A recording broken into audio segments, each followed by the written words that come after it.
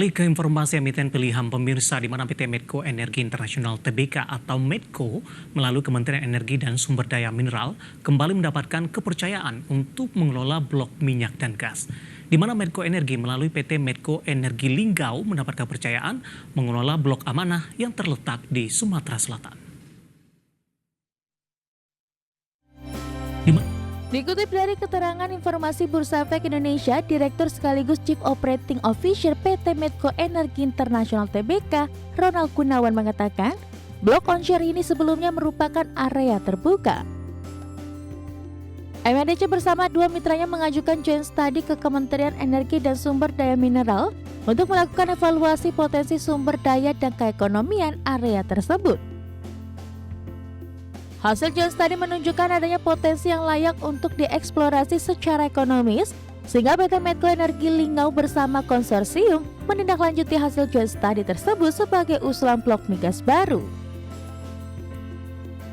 PT Medco Energi Internasional Tbk atau MEDC mengendalikan blok migas amanah melalui anak usaha PT Medco Energi Linggau sebesar 40% sebagai operator lapangan. Medco Energi turut menggandeng PT Seraya atau KUFPEC Regional Venture Indonesia sebagai mitra masing-masing hak partisipasi 30%. Sementara kontrak baru di blok ini adalah production sharing contract dengan mekanisme pengembalian biaya operasi atau cost recovery. Adapun blok amanah berada di daratan Sumatera Selatan dengan estimasi sumber daya 50 juta barel minyak dan 450 miliar kaki kubik gas. Blok amanah ini juga berdekatan dengan blok migas Medco E dan P lainnya yang telah berproduksi sehingga dapat bersinergi. Luasan konsesi ini mencapai 5.180,46 km persegi dan komitmen pasti 3 tahun untuk studi GNG dan 2D seismik 500 km persegi. Berbagai sumber IDX Channel.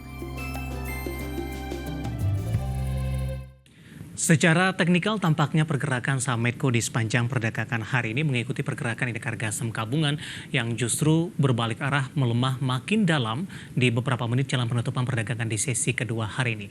Langsung saja kita ke grafis yang pertama pemirsa, kita akan coba lihat bagaimana pergerakan secara intraday untuk pergerakan saham Medco di sepanjang perdagangan hari ini. Ditutup di level 1240 di perdagangan kemarin, kemudian pada pukul 9 mengalami penguatan, dibuka di level 1250 dan 1255 pemirsa. Kemudian 950 mengalami penguatan yang cukup signifikan, menembus di atas level 1260-an, tepatnya di 1265. Dan tampaknya ini merupakan level tertinggi di sepanjang perdagangan hari ini. 10.30 penguatan lebih ke arah terbatas di 1255 dan di level yang sama di penutupan sesi pertama pada siang tadi. Pembukaan sesi kedua penguatan lebih ke arah terbatas, bahkan posisi saat ini Medco sudah berbalik ke zona merah mengalami tekanan yang cukup dalam pemirsa, di mana Medco tertekan ke 1230 melemah di 0,81%. Level intraday hari ini terendahnya tadi sempat ke 1220. Kita beralih ke grafis selanjutnya, kita akan coba lihat bagaimana pergerakan saham Medco di beberapa bulan terakhir. Mulai dari perdagangan April hingga sampai dengan pembukaan sesi kedua dan update penutupan, jelang penutupan indeks harga saham gabungan di sesi kedua hari ini maksud kami. Di perdagangan April, Medco bergerak di 1435-nya di 1 April, kemudian di 16 April, saham Medco laju cukup kencang dan menyentuh ke level intraday tertinggi dalam 6 bulan di 1620 di Mei, langsung mengalami pembalikan arah yang cukup dalam, tertekan hingga ke 1300-an. Di Juni mencoba untuk rally kembali di 1370, sementara di Juni maksud kami dan perdagangan awal Juli di 1340.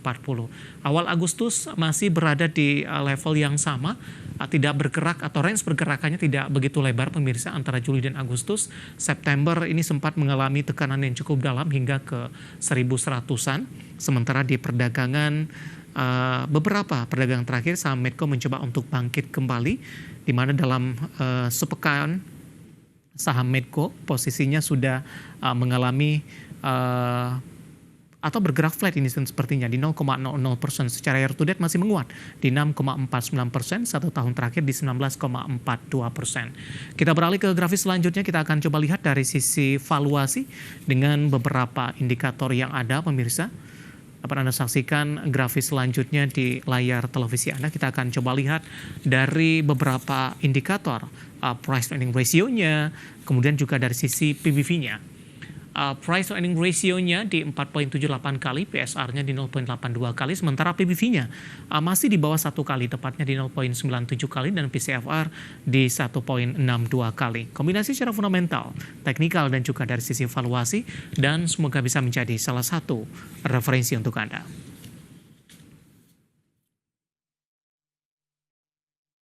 Kita akan jeda kembali dan tetap di tempat Anda, karena setelah ini kita akan review bagaimana jalannya perdagangan di sepanjang hari ini.